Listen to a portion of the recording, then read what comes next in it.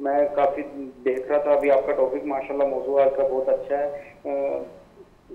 ताक़रात के हवाले से मेरा भी एक सवाल है जी जी, प्लीज़ कीजिए। कि शब कदर की निशानियां क्या हैं और हम इसको कैसे तलाश कर सकते हैं? बहुत खूब, बहुत खूब, बहुत खूब, अच्छा सवाल किया आपने। Thank you so much for calling in. Isa, Sukoon wellness का गिफ्ट हैम्पर, यूनिवर्स का गिफ्ट हैम्पर आपके लिए पार्टिसिपेशन के लिए, चिल्तन प्योर खालिस जैसे माँ का प्यार, उनका गिफ्ट हैम्पर भी आपके लिए है। Thank you so much. Isa ने पूछा जी निशानियाँ क्या हैं, कैसे ये महसूस किया जाए और कैसे लगे कि निशानियाँ तो ख़ुद ब ख़ुद खालिक अकबर ने उस ज़ुबान से जिसे आब वही से धोया हुआ है, वमा यंतिकु अनिल हवा इन हुवा इल्ला वहयन यूहा की सनत है कि ज़ुबान पैगंबर से कुछ ऐसा निकलता ही नहीं जो वही इलाही का ज़मज़मा ना हो। यानी ए हबीब आप नुत्क नहीं करते जब तक खुदा वही नाजिल ना करे।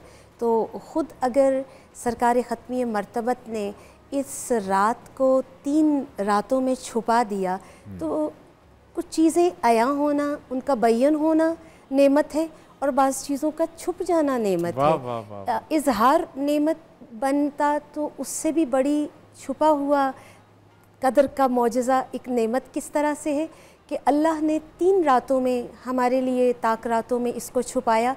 ये नहीं कहा कि एक रात आपने इबादत कर ली तो उसके सवाब, यानी जिस रात को मैंने इस नीयत से लैलतुल क़द्र जानकर इबादत की तो खालिक मेरी उस रात की इबादत को लैलतुल क़द्र ही ख्याल करेगा। फिर दूसरी रात को मैंने ये सोचा कि ऐन मुमकिन है ये रात हो, ये ताक रात हो, तो मेरी पूरी रात की इबादत लैलतुल क़द्र की इबादत शुमार हुई। और तीसरी यानी असल में तो एक लैलतुल क़द्र का सवाब था, लेकिन अल्लाह इतना करीम है, इतना रऊफ़ है, इतना रहीम है कि उसने एक रात के सवाब को भी 3 रातों पर, और वो ये नहीं कहता चूँकि एक रात लैलतुल क़द्र है तो सवाब मिलेगा, बल्कि वो इतना मेहरबान है कि तीनों रातों की इबादत को लैलतुल क़द्र की इबादत के ज़ुमरे में शुमार करता है। तो ख़बर कैसे हो, यही कि आखिरी रातों में तलाश किया जाए। तो तलाश करने के लिए अल्लाह ने छुपाया ही इसीलिए है कि तलाश ना हो। तलाश करने का मतलब ये है कि हम पूरी रात अगर इबादत नहीं कर सकते तो एटलीस्ट जाग कर गुजारें, क्योंकि जागना भी लैलतुल क़द्र में इबादत है।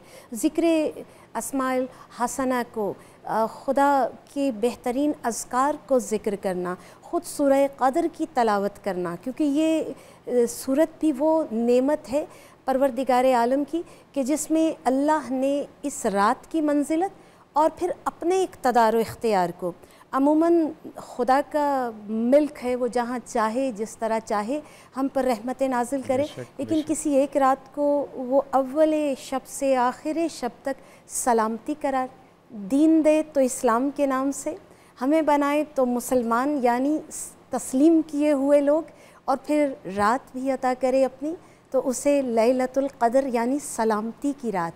इस रात में अल्लाह ने ऑप्शन दी हुई है कि अब आप जो भी करेंगे सलामती ही सलामती है, तो क्यों ना इस रात को बेहतरीन कसब फैज़ के लिए, इबादत परवरदिगार के लिए।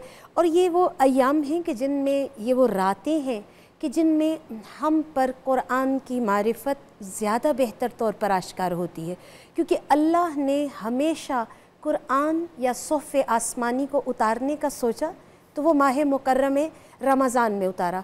यानी 11 महीने साल के कभी कोई सहीफ़ा नहीं उतारा अल्लाह ने, कोई किताब इल्हामी नहीं उतारी।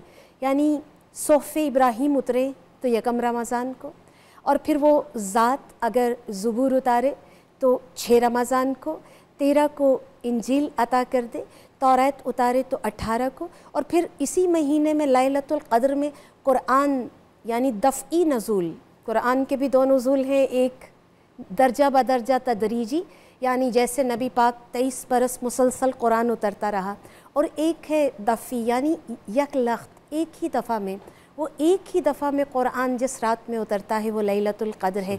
यानी अल्लाह ने तय किया कि फ़कत माह मुकर्रम रमज़ान में कुरान उतरता है, तो यकीनन उसने तय किया होगा कि इसी रात में कुरान के महासिन, कुरान के मुतालिब, कुरान की मारिफत हमारे दिल पर उतरे इंशाअल्लाह। बेशक, माशाअल्लाह जी, बहुत खूब फरमाया आपने।